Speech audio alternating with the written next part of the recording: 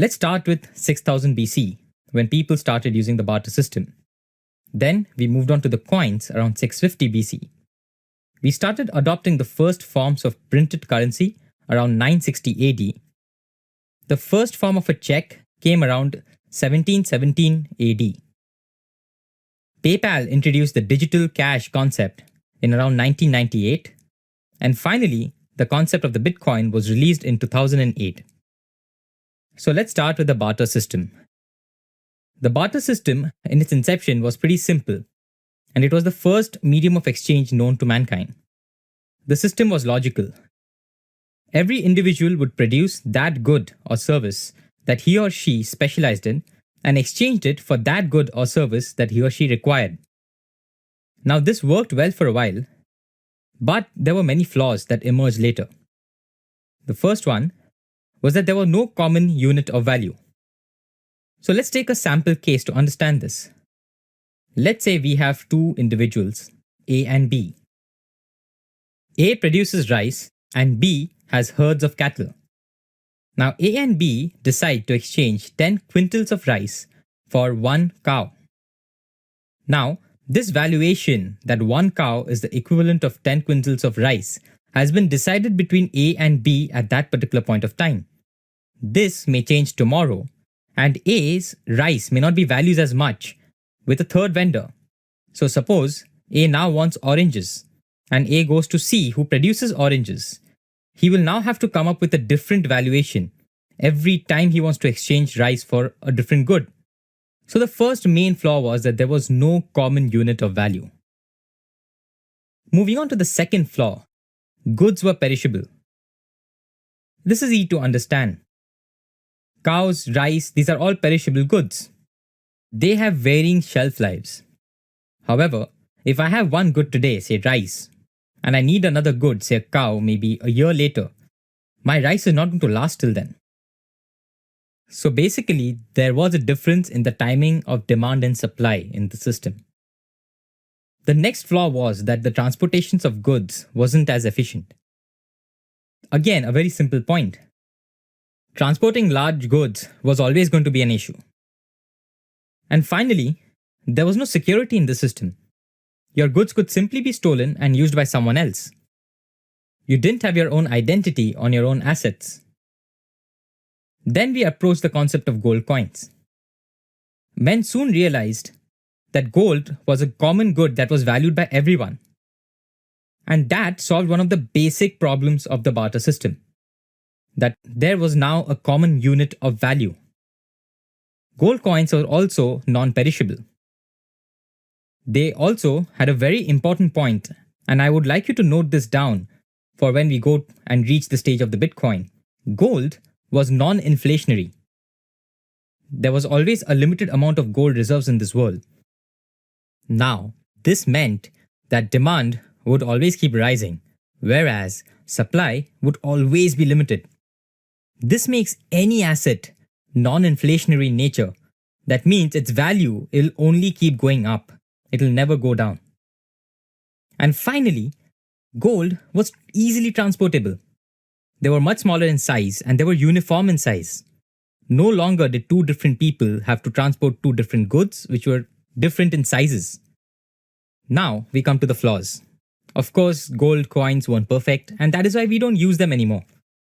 The first was that they were expensive to mine. Mining gold was not an easy procedure. Second, although we say that they were now smaller in size and easier to carry around, compare them to today's currency. In hindsight, they were still heavier. Just compare the thought of having to carry your wallet around and a huge sack of gold around. And finally, gold was still not secure. They could still be stolen and used by anyone. That means that they still did not solve the most elemental problem of the barter system, that is security. Next, we came to the concept of paper currency. Now, how did paper currency come around being used? People wanted to solve the issue of security of gold coins. So, they started depositing gold coins with a third party, which we now call banks. In exchange for this gold, banks would then issue an IOU note or a receipt that validates the receipt of this gold. Any person who had these IOU notes could then exchange these for goods elsewhere. These IOUs were nothing but the first form of fiat currency as well. However, their value was backed by an actual physical amount of gold. Now, what were the benefits of the system? First, they were lighter than gold coins and much cheaper to produce. And second, they were backed in value by something. In the initial stage, by a tangible commodity like gold, and later by an intangible commodity like the trust of the government that issues these notes. However, it also had its flaws. The first, again, paper currency did not solve the issue of security. Anyone could steal these notes and then use them again. Second, fiat currencies were inflationary. So, a fiat currency is a form of a currency that is backed by an intangible good, like the trust of the government. Now, because there is no tangible substance backing the value of these notes, a government could print as many as possible. But, due to the market forces of supply and demand, the more number of notes that were printed, they would lose their value. Third, black money and parallel economy. There was no way of keeping track of the supply of this money, for what it is being used and who holds it. And that is why they were being used for purposes like creating black money and having a parallel economy. And finally, the gold system, which was done away with in 1970s, because it reduced the flexibility of the central bank to implement the key monetary and fiscal policies required to regulate the economy of the country. We then came to the concept of checks. Now, I believe that the check is very important in concept for the Bitcoin. There are many features that the check has that are very similar to the Bitcoin. First, the check finally improved on the security of the mediums of exchange.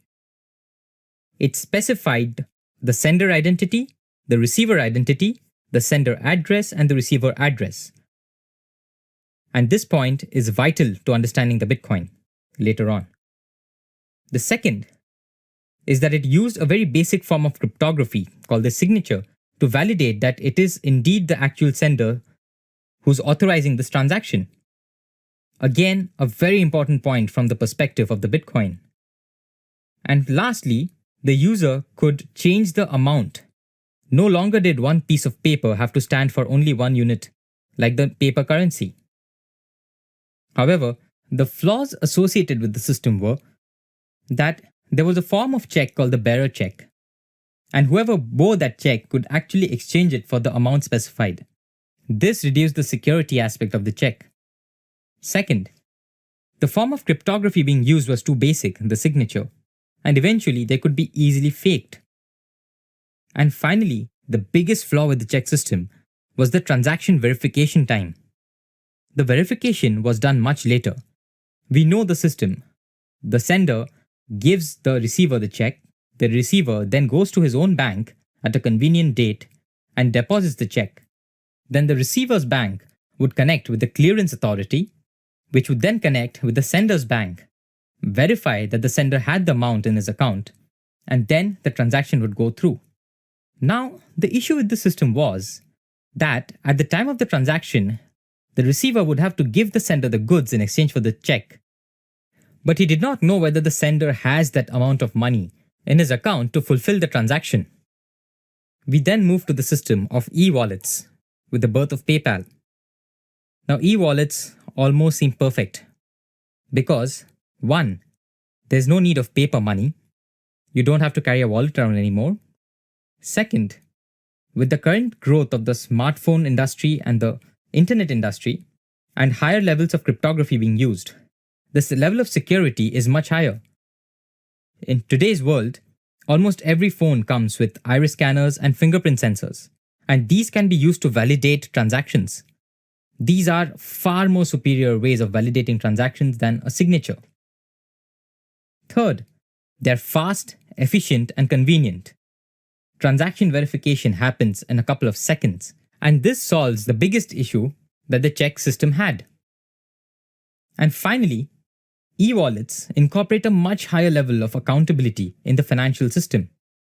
Now, this enabled the regulatory authorities to keep a track of the supply of money, who has how much, and what it is being used for. This could reduce the amount of black money and the amount of money being used for illegal purposes. Now, on the face of it, e wallets seem pretty perfect. They're a relatively new technology, everyone is using them, and they don't seem to have any flaws. And yes, technically they didn't, and they're still very convenient. So the big question is, why did we have to come up with an alternative system, a new upgraded system called the Bitcoin? Well, you see, the main issue with e-wallets, something that is not apparent even now, is that they are still a part of the existing financial infrastructure. Don't understand what I mean? Very few people did before 2008. In 2008, the world saw the errors and the flaws within the existing financial infrastructure. It revealed that there's an inefficient and corrupt financial system in place. The subprime mortgage crisis that happened, due to which financial markets crashed in a domino effect, large investment banks went bankrupt, and the government started bailing out several banks which, to use the correct term, were too big to fail. And finally, there was the largest recession in global markets since 1929. But this was the economic aftermath. And I'm not going to go into the details of what happened in 2008. But let's look at the emotional aftermath of this crisis. People lost faith in the financial systems. The whole point of a bank is to have a trusted third party who's keeping your wealth safe, a better alternative to keeping hard cash at home. And we used to trust them to keep this money safe, but they did not. They misused this money and they lost all of it. This is when people understood that there is no alternative. They started mass withdrawals from banks.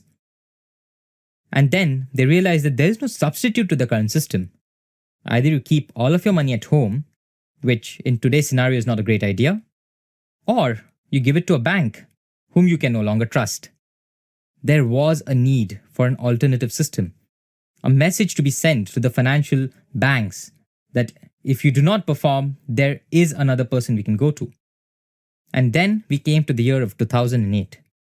Towards the end of 2008, a group of individuals or a single individual under the pseudonym of Satoshi Nakamoto released a white paper that was titled Bitcoin, a peer-to-peer electronic cash system. This white paper was so revolutionary, it challenged the very concept of money and the whole concept of having an intermediary to handle that money. There's a reason why we say that the Bitcoin is the most sophisticated and disruptive technology ever invented. The Bitcoin is a digital, decentralized, disintermediated, trustless fiat currency. Now, I have highlighted each and every one of those words because they're each individually very important in describing the Bitcoin. But let's get to that later. Let's take a basic scenario. A real life sample case, if you may call it. A, B, C, D, E, and F are 6 individuals, and they are friends. They hang out regularly and love going to pubs. They all believe in going Dutch with their bills. However, the pubs in their area usually refuse to make separate bills due to the extra hassle. Thus, every time the bill arrives, one person pays the entire amount and keeps the bill to figure out later what amount everyone owes him. This system worked for a while, but soon they started having conflicts. Some members disagreed with the amounts they owed each other, and other people drank more than they could afford, and thus couldn't pay up later. This was an issue. So, A suggested that they keep a common record in a notebook. They created accounts and a common ledger in a notebook and updated it after every session. They used to keep this notebook in a place accessible to everyone. But one day, A realized that some of the numbers didn't match up and some values have been altered. This meant that they couldn't trust each other anymore and he realized that having a common book simply wasn't enough. He thought about it a lot and came up with a brainwave. So, next day, he called for a meeting with all the friends to introduce the new system. He said, "Hi guys, I've come up with a fail proof method to ensure that we all manage this issue," he says, and hands everyone a notebook. "We will all keep a record of every bill and who owes whom how much. This way, we will all know how much you have in your account, whether you really owe someone that money, etc. Next time, for example, if C owes F a cumulative amount for the past 2 times we went out, we'll check out our entries to see if this is right. And while doing this, we will add up every value and calculate the remaining balance, but we shall not store it. If more than 51%, that is a majority of us, agree that the proposed transaction is valid, we shall approve of it and update our books with a permanent marker and validate this with our signatures. This will ensure that no entry is erased and every entry is validated. An entry's effect can only be reversed by proposing a new transaction to all of us. Thus, if someone wants to cheat the system, he must update a minimum of 4 books in this case without the original owner's permission. The effort and cost required to do this itself will negate any benefits he hopes to make. This way, we don't need to trust each other, we simply need to trust the system. Now, imagine that what they're exchanging isn't physical money, but a form of digital and fictional cash. This is the Bitcoin. Let's examine some of the characteristics that we mentioned in the definition. The first is that it is a digital currency. Bitcoins have no physical form. They're only digital. However, they're slightly different from digital cash. Digital cash is stated in its local currency, whereas Bitcoin is like any other currency. It has its individual value, which is denominated in terms of every individual currency out there. For example, the rupee, the yen, or the dollar. The second point, it is decentralized. Notice how our group in the example shifted from maintaining a common record to maintaining individual records. This is what we call a decentralized database system. Third, it was disintermediated, which meant that there was no one central person who used to oversee the approval of transactions. Everyone in the group gets involved in this approval process, and a minimum consensus of 51% is needed to approve a transaction. Fourth, the system is trustless and anonymous. No friend in that group needed to trust each other to participate. They simply needed to trust the system. Now, the Bitcoin network, unlike our example, don't have public identities. Everyone's identities are hidden, and their identities appear as random alphanumeric codes. This is achieved by a process called the hash cryptography, which we will look at into detail in a different video. Fifth, the system is immutable, which means no previous transaction can be edited. To reverse the effect of a previous transaction, an entire new transaction must be proposed to the system. Fiat. Just like most free market currencies today, Bitcoin is a fiat currency. This means that it is not backed in value by a tangible good, but an intangible good, that is trust. It has value simply because the member of the group believe it has value. They believe that everyone participating in the network will accept the value of this Bitcoin and use it as a legal tender, just like any currency. Except in a currency, the intangible good involved is the trust of the government that issues it. 7. It's cheaper. Since there is no middleman in this picture, and the friends are just using their own currency, they can exchange money at a minimum cost without paying an intermediary. It is also more secure. In our examples, the friends use signatures to identify themselves with the proposed transaction. However, Bitcoins use a much more complex cryptographic method called the hash cryptography to do the same thing. Next, it is deflationary. There is going to be an upper limit of 21 million bitcoins that will ever be mined.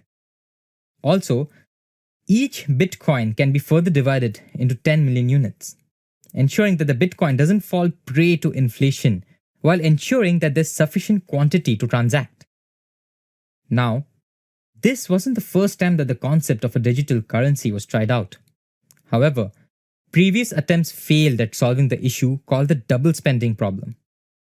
This problem isn't present with physical money. Thus, one unit of digital currency can be replicated, allowing the user to use it more than once.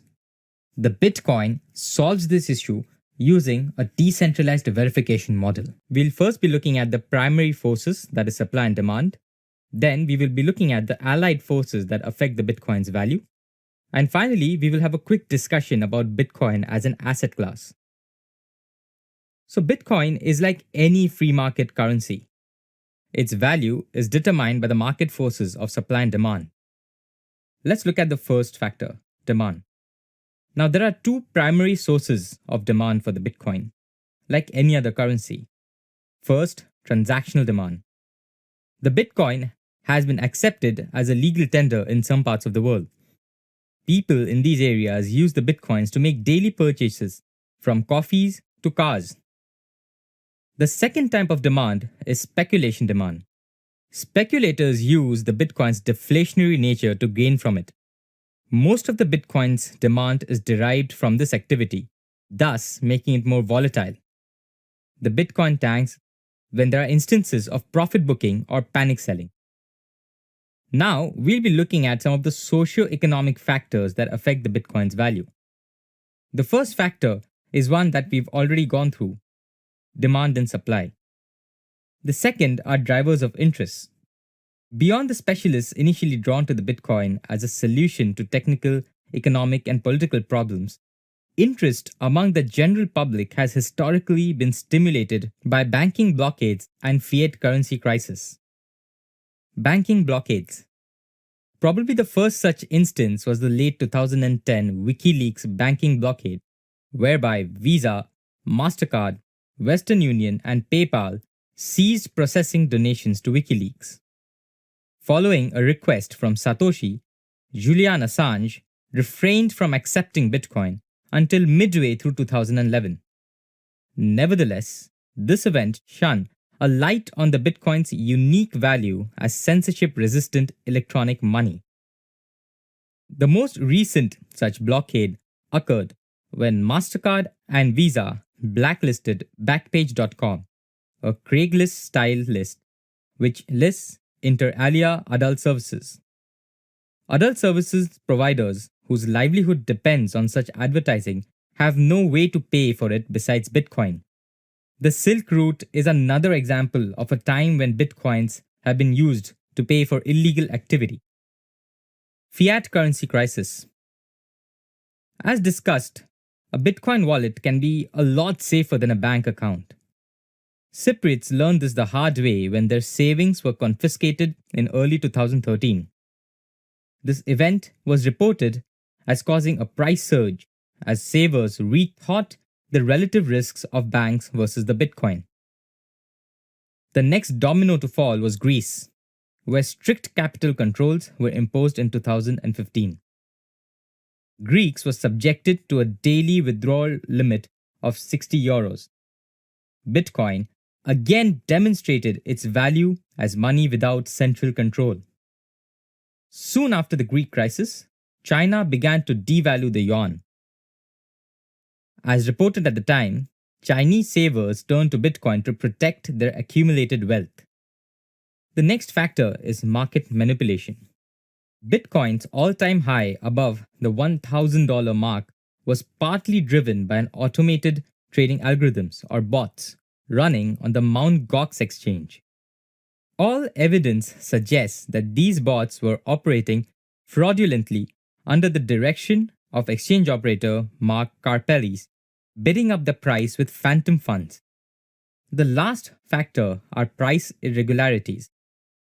Sometimes an exchange's price may be entirely different from the consensus price, as occurred for a sustained period on the Mt. Gox prior to its failure and recently on the Winklevoss Gemini exchange. In mid-November 2015, the BTC USD hit 2200 US dollars on the Gemini while trading around just 330 US dollars on other exchanges. These trades were later reversed. Such events occur occasionally across exchanges, either due to human error or due to software error. Now, to evaluate Bitcoin as an asset class. Like I mentioned, speculators have been using the Bitcoin for investments for the past years, many years. However, due to the short supply of the Bitcoin in the market, the Bitcoin has been extremely volatile and prone to sentimental trading. The problem is, as all 21 million Bitcoins haven't yet been mined, the value is driven more by speculative demand than transaction demand. Over the past year, I have arranged many conferences on the Bitcoin. How are new Bitcoins minted or mined? So new Bitcoins are generated by a competitive and decentralized process called Bitcoin mining. This process involves that individuals are rewarded by the network for their services.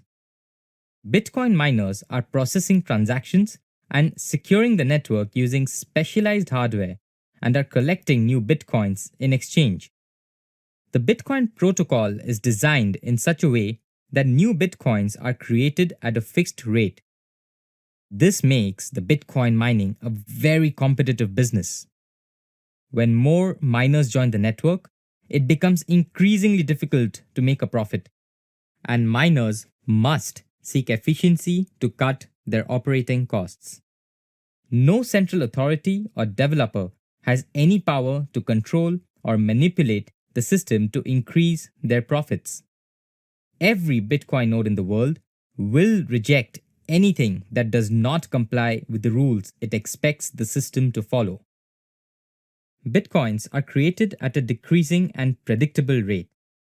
The number of new Bitcoins created each year is automatically halved over time until Bitcoin issuance halts completely at a total of 21 million Bitcoins in existence. At this point, Bitcoin miners will probably be supported exclusively by numerous small transaction fees.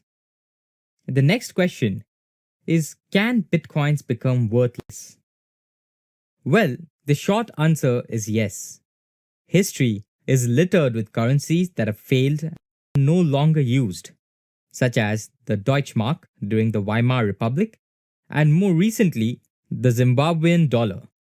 Although previous currency failures were typically due to hyperinflation, an issue that the Bitcoin does not face, there is always potential for technical failures, competing currencies, political issues, and so on.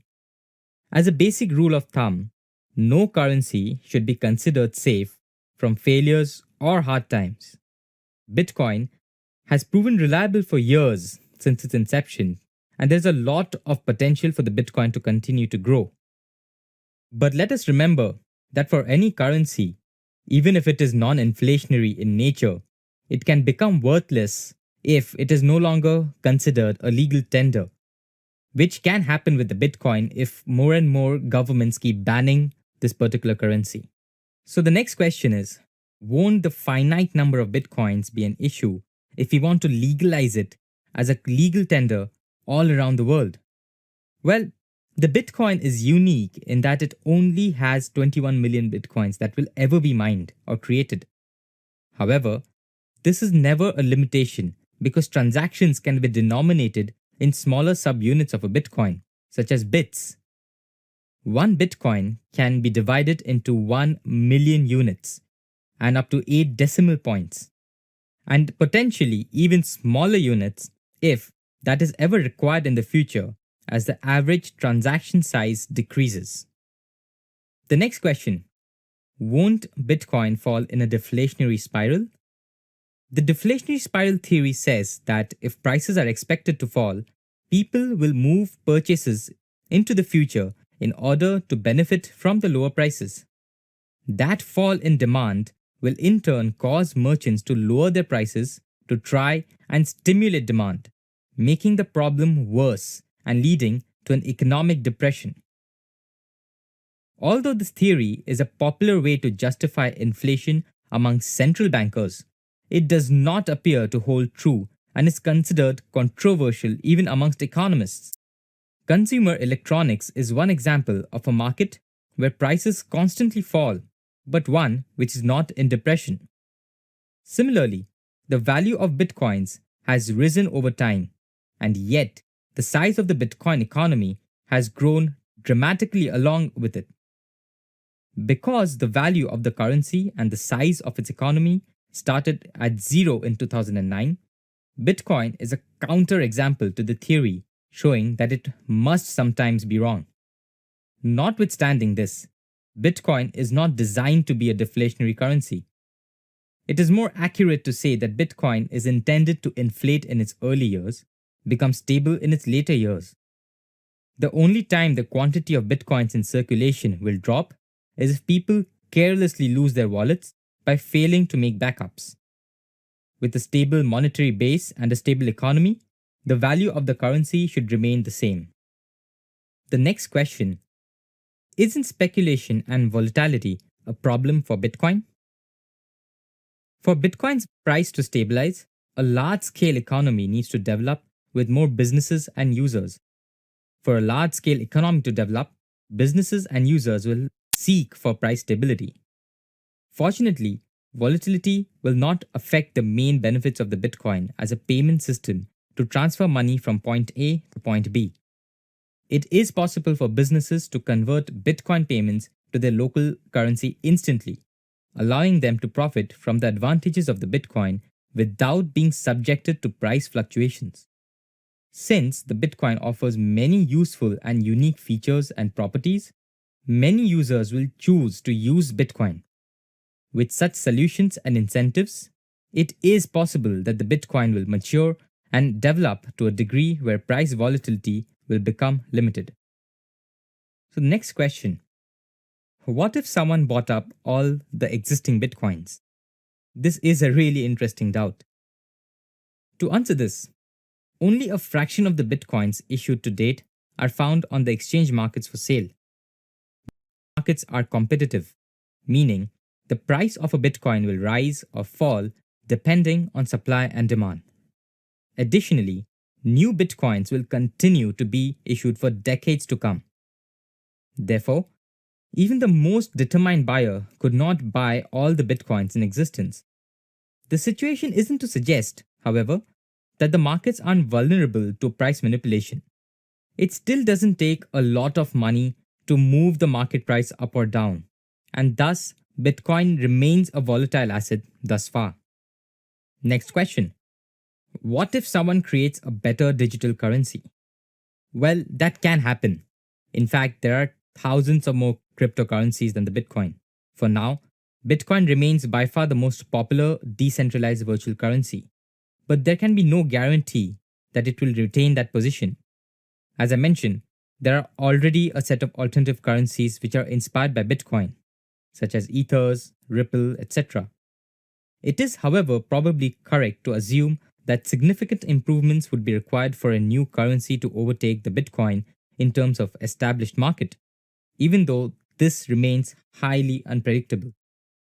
Bitcoin could also conceivably adopt improvements of a competing currency, so long as it doesn't change the fundamental parts of the protocol. The last question in this video is a really interesting one and one that I've encountered on several conferences. It is, aren't cryptocurrencies simply reversals to the barter system? This is a really interesting question, and the answer is, it is in a nutshell, because essentially, we are providing services and goods to the system or the economy and receiving goods and services in return, except here we are monetizing the value of those goods and services in a new form of cryptocurrency. This may sound like the barter system, but it is not much different than the system we follow today. We are using a common unit of value to quantify and validate different goods and services. Thus, you can call it a barter system with the advantages of the current system and fixing upon the flaws of the current system by making it more accurate, more transparent, and giving more power to the people.